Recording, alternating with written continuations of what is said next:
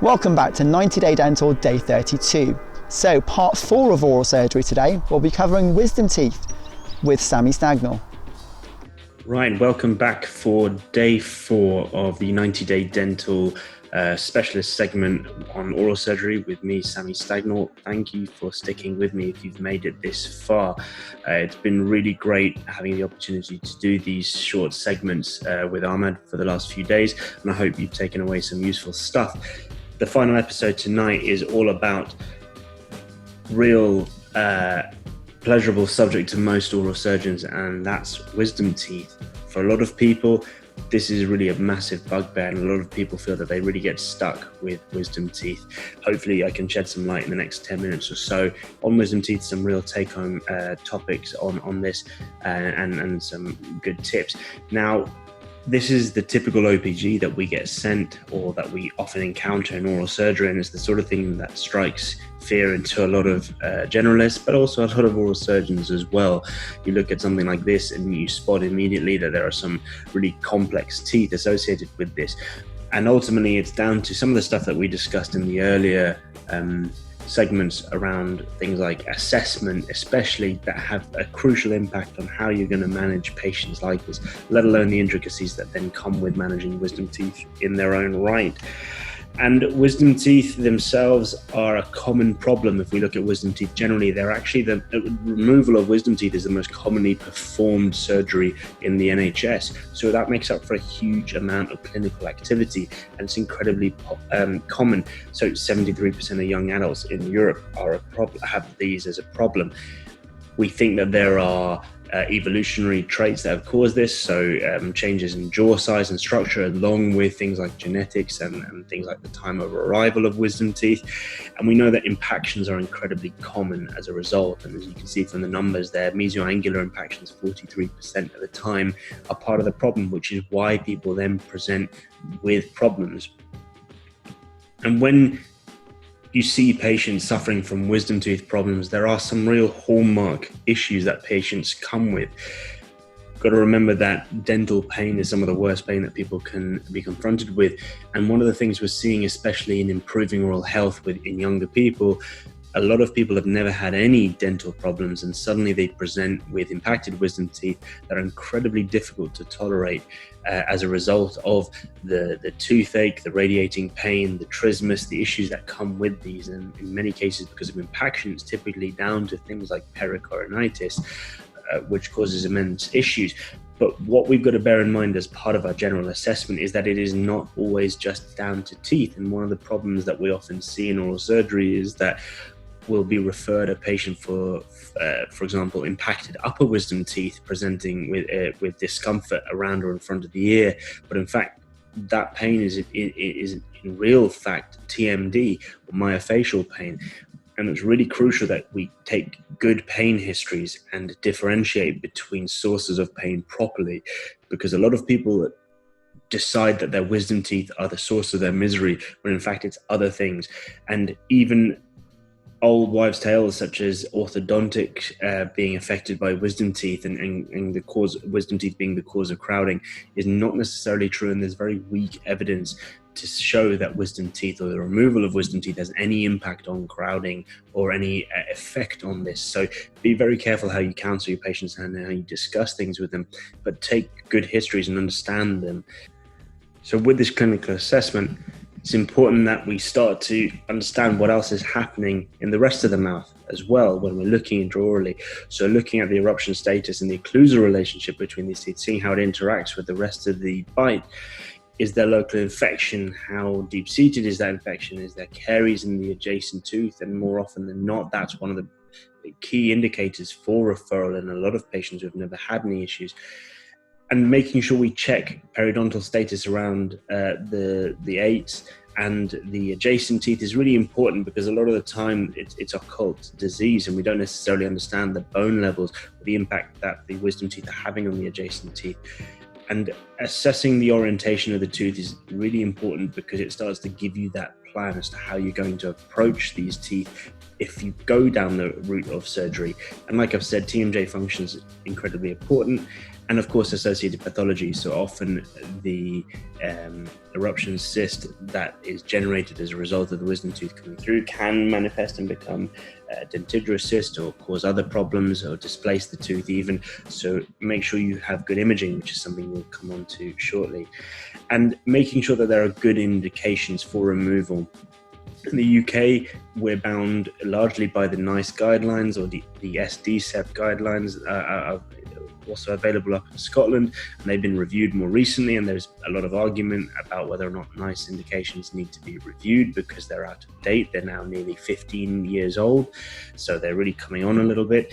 But there are lots of reasons for taking a tooth out, and some are more conventional than others, and the ones on the left there are more significant in things like trauma or more advanced decision-making patterns, but typically it will be because of symptomatic or non-symptomatic disease that is present.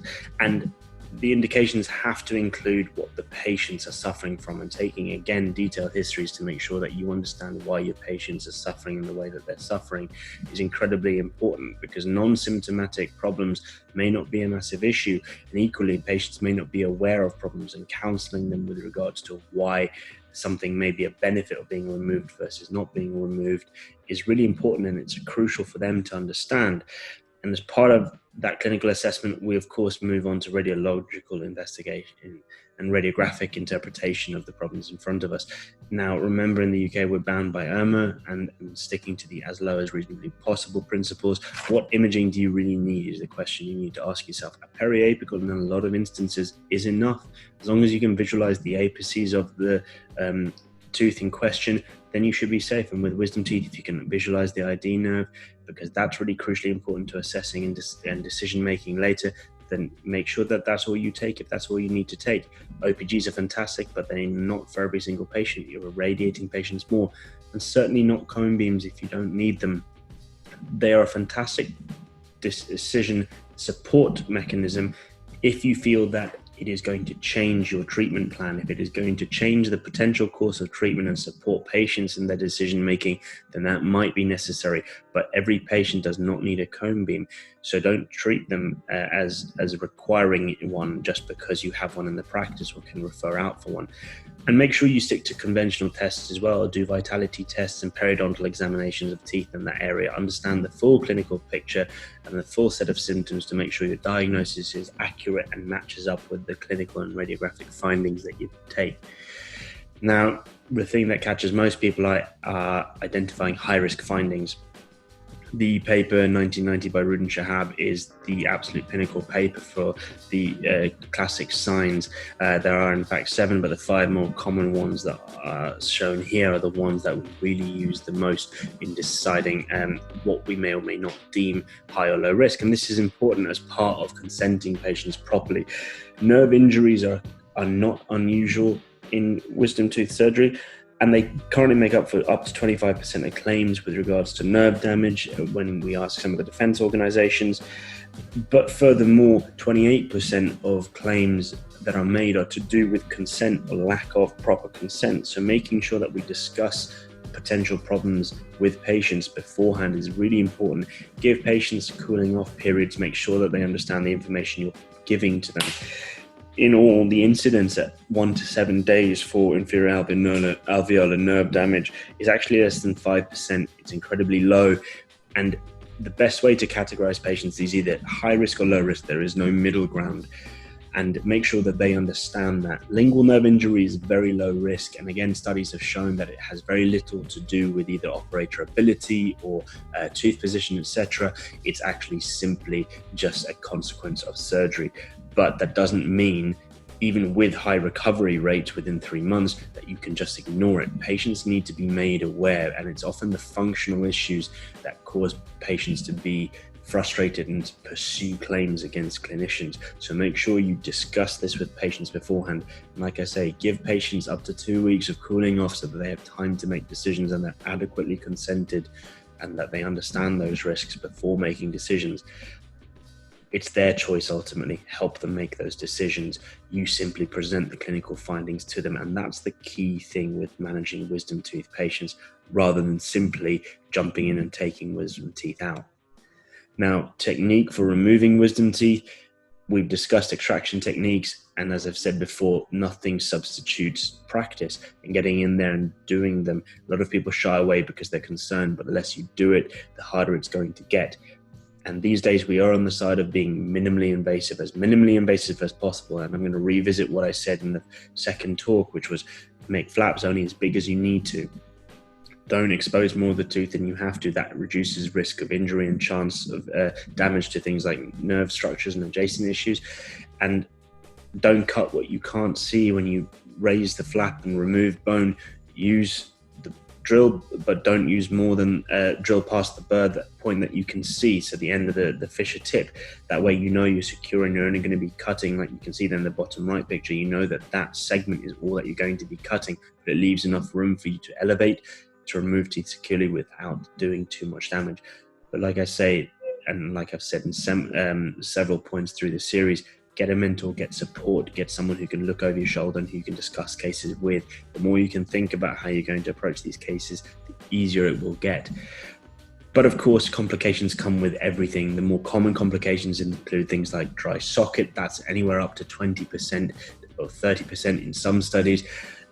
But it varies, and sometimes it's down to technique and how you handle patients. And again, the gentler you can be to tissues, the better patients will be afterwards.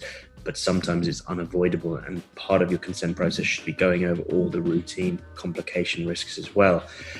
There are other things that can happen, and as I said in the second part of the series, don't use fast handpieces that aren't reverse flow handpieces and aren't designed for doing surgical work. As you see there, someone's sectioned a diamond burr and left it in the bone there, which is not what you want to be doing. And again, taking care, using delicate technique and pressure so you don't dislodge wisdom teeth or roots into different spaces. And those CT scans here show wisdom teeth in different anatomical spaces that you want to avoid.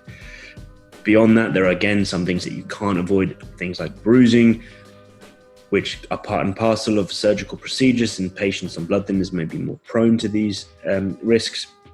But things like OACs, yes, this is a picture of an upper first molar, but it still applies to upper third molars.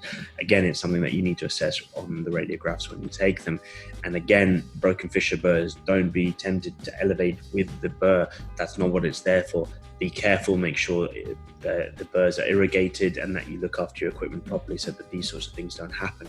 And again, take care when elevating upper teeth. As you can see here, this is really unusual, but the pterygoid plate is fractured off there with the tuberosity and taking some of the pterygoid muscle with it. That's the sort of thing you really want to avoid, because it's a large repair needing to be taking place, and also risk for hemorrhage there as well. As you can see, the artery to the lateral pterygoids come away with it.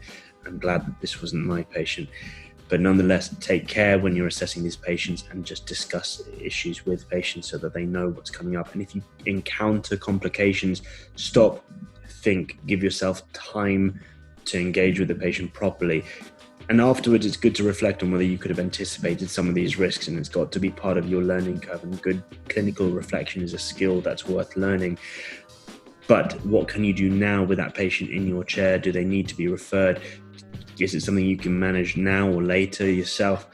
But take responsibility, make sure that you own up and talk to patients if things go wrong, so that they know that you're a caring clinician, you're someone who will be responsible for their care. That is a great way to try and reduce litigation for yourself as well. But don't be accusatory, keep things simple, and make sure you review and follow up. More often than not, patients who had nerve injuries who weren't followed up or managed appropriately were the ones who made complaints and took things further. And also they're the ones who were usually able to prosecute against clinicians for breach of duty of care because they weren't looked after properly. This may sound doom and gloom, but it's not. It's all about the right clinical behaviors and professional attitudes that make you a better clinician.